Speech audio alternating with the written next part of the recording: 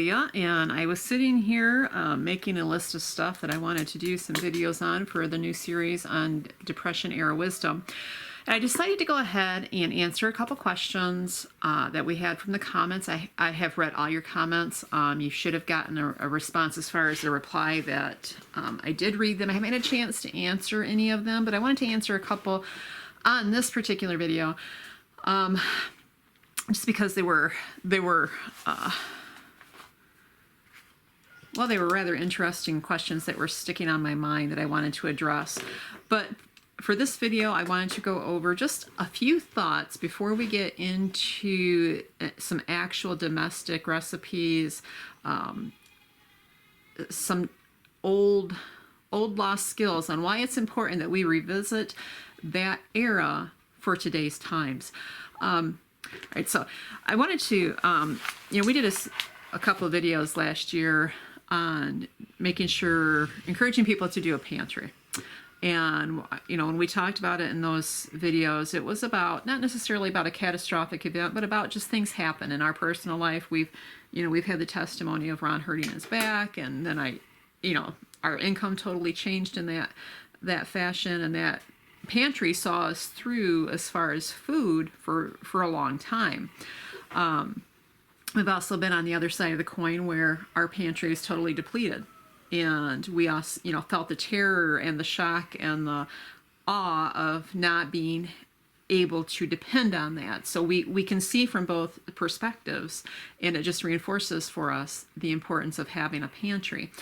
Now, the one thing that is important to keep in mind as we go forward with the series on Depression era wisdom, and some people would say, well, why does it have to be Depression era wisdom? Why can't it just be today's wisdom? Because there's so many channels on penny pinching and stretching the dollar and how to make the food last longer. And those are great and good and wonderful, but what I find with most of those channels that I see is they aren't focusing on the whole food that the people in the Depression era would have been accustomed to. You got to remember, we have come over 90 years from the time when the Great Depression began in 1929, when the stock market bottomed out. And in that time span, our way of eating and shopping and providing the food on our table has changed immensely. I mean, almost like unrecognizable to that generation if they were to sit around our table or to go to the grocery stores with us. Now, I'm not saying there wasn't any processed foods. That's not at all what I'm saying, but what I'm saying is the majority of the people did not depend on those. They were a filler, they were a treat, they were something, maybe more in cities is where the dependency was at, but you have to remember that a majority of the people lived in rural areas at that time. Now, moving forward to today, that has flipped, where majority of people do not live in rural areas in America. The majority of people now live in cities, developed areas, and even those that live in rural areas, the majority of them do not provide food for themselves. Gardening I've often heard it as a hobby. I've heard it as a thing to do for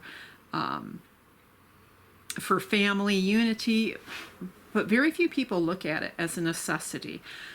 And so when you're here today and your life has changed drastically because of the events of this past year, even though if you were to look over history and see that where we're at today actually mimics economically much of the Great Depression, what we fall back on is totally different. I really just want to keep this video short today. I just want to give you guys some food for thought here. Food for thought. And have you think about this.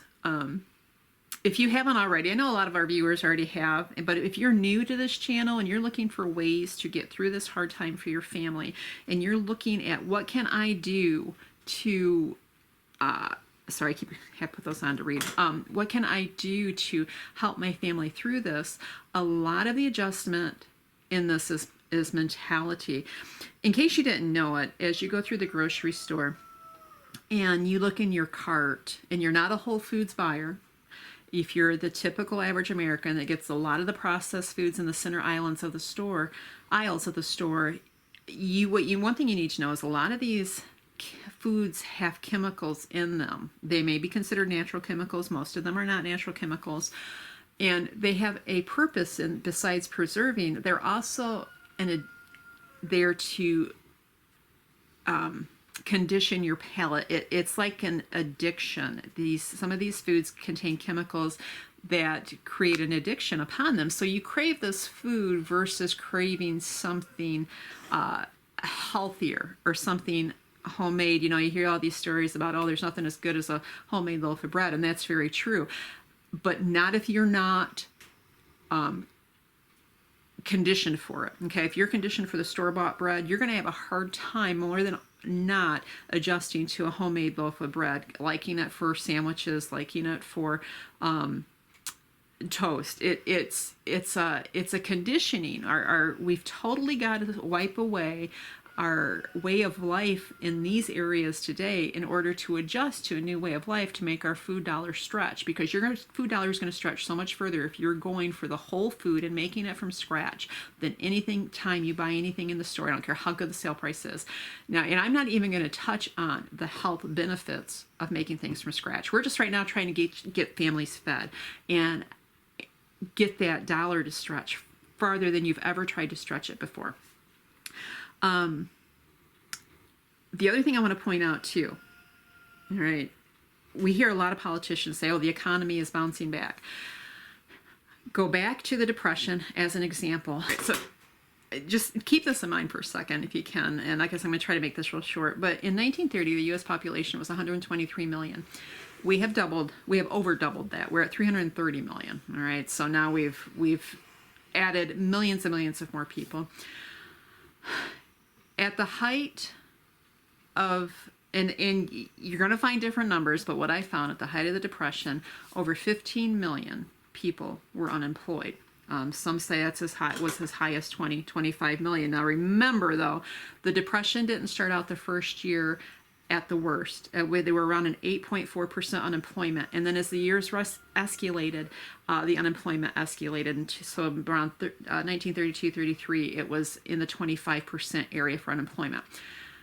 Today, with 330 million people in the U.S., because of the shutdown, because of the effect that the pandemic has had on our economy, we are at around 25 million people being unemployed. All right, that doesn't mean that. That's not even counting those that are underemployed, that have reduced hours. This is just the numbers that are collecting unemployment. Okay, you keep that in mind as well. That's 25 million people collecting unemployment. There are a lot of people that aren't eligible for unemployment that have lost their jobs. There are a lot of people that were denied unemployment that lost their jobs. So the numbers, if you tit for tat, I'm going to say are pretty equivalent. The economists, or the government, not the economists, also say that our economy is in a V-shaped recovery. What that means, when you hear that, that's really good, because when the economy is up and it goes down, for whatever economic crisis, when it comes back up, it's in a V shape. And that means that whatever was lost is regained. And that's perfect. That's what you want the economy to do. That is not the circumstance in today's economy. We are in what's called a K-shaped recovery.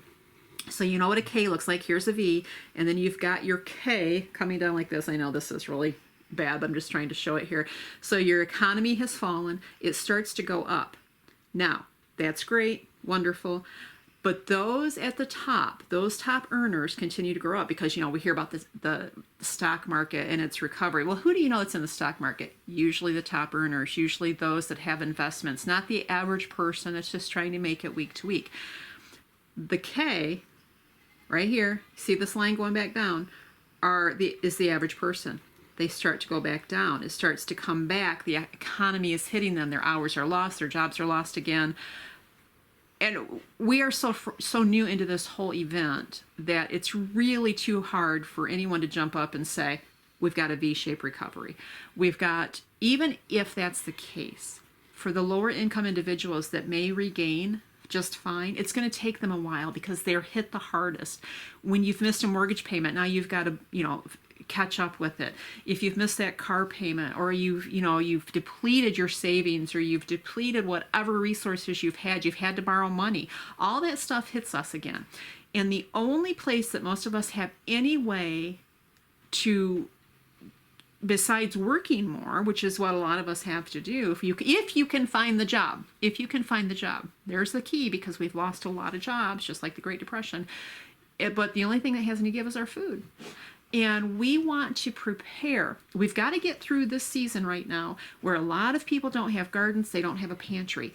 And we just have to get everybody through that period so that next year, whether your income's looking good now, you've never been affected, or maybe you feel like everything's going to be, sunshine and roses for you, maybe still you want to think about growing some of your own things, getting some of those skills back, learning how to cook from scratch, so that if the worst case happens for you, or if the worst case is happening for you, you have a little bit more resilience. That's the importance of why we need to look back at the Great Depression and the wisdom there versus today's wisdom of economy. It's two totally different worlds. And I'm not saying that today's wisdom of economy isn't good and can't be helpful, but we need to really pull back to our roots and say it needs to be better. We need to be more than just getting by. We need to be empowering ourselves so that our families stay fed, so that we can take care of them, and in turn maybe take care of somebody else who isn't able to take care of themselves. So, all right, so that's the food for thought for today. And I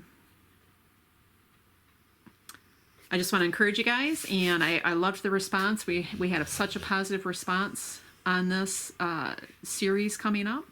And we will get our first, or actually it's our second cooking series. I've got your list of suggestions, and they were all wonderful and good. I think we're going to start with some stews, because those are so easy to take a stew and make it cheap and make it stretch for several days for your family. And that's what we're doing right now. So that's the most important thing to do right now. Keep those bellies fed so that all the energy can go into it. I'm going to tell you guys something else. With Christmas coming up, I wanted to cover this too.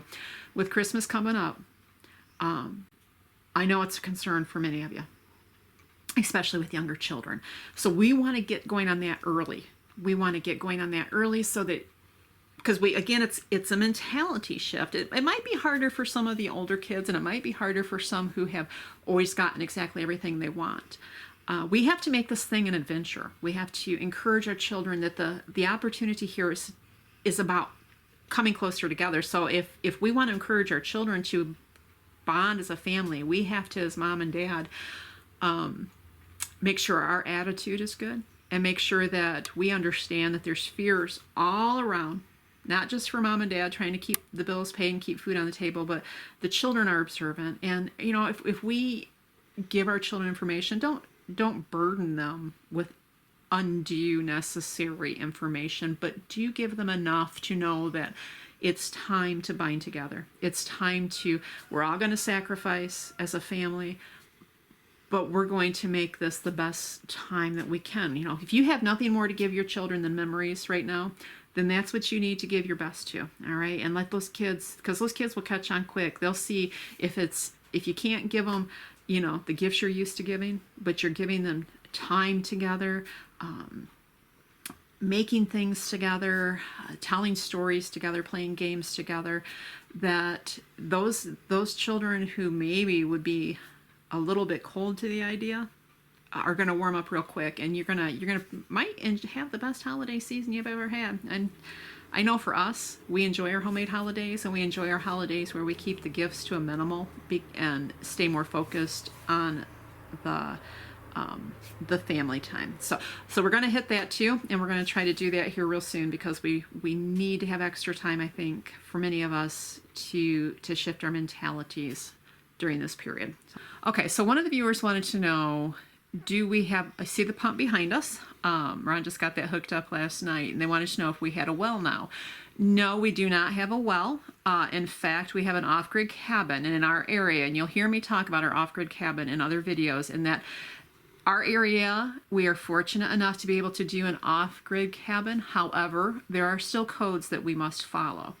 And one of the codes is we cannot have a hand-driven well.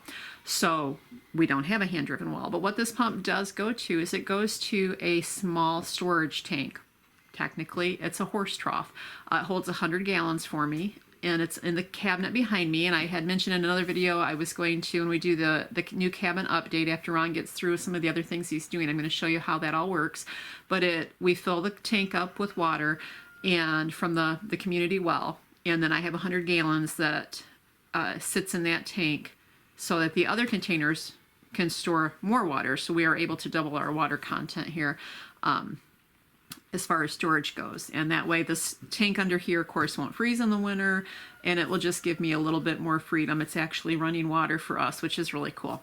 The other question was, I mentioned in the last video that that we don't have TV, so I really didn't know what the new fads were as far as for breakfast meals. We were talking about pancakes, and the question was from the viewer if we watch any TV at all. Now that's a trick question, because pre-internet, pre-streamlining and all, you know, you can watch any show you want on the internet. The only way you could watch TV, of course, was through the TV channels. And no, we have no TV channels at all. We do watch certain shows on DVD, and we are very cautious with those because everything that we bring into our home is going to affect us in one way or another, whether it affects our mentality or gives us the gallop and gimmies, as we call it. So we are really cautious, and we usually only watch specific family-oriented shows that are from the 70s. There's one series that we do watch from the 90s. Also, the shows that we watch, we do it on DVD, because that way we don't get the commercials. And since we haven't had commercials in our lives since 1993, you couldn't imagine if you guys watch TV or watch things from the internet that have commercials, the power that they have to control your state of contentment. And we saw that with our first children, that they did not have the galloping give-me's, and all the other kids around them that they knew. They always wanted the latest and the greatest. And we caught on real quick. That was a huge blessing and benefit to our family. So we just continued on with that. In fact, during Christmas, Easter, my mom nuts, because my mom, you know, what do you want for Christmas? And they'd be like, well, you know, they'd really have to think, or the things that they wanted weren't something you were going to find in the store. You had to search for it really hard.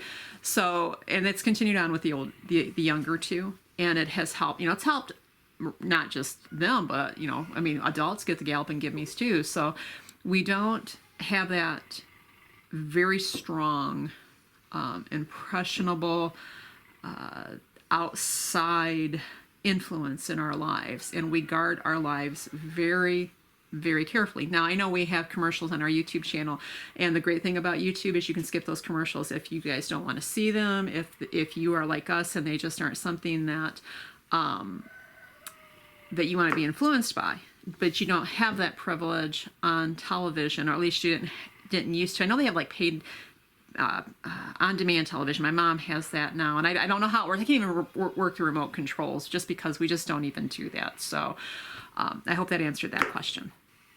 Well, I hope you enjoyed this video.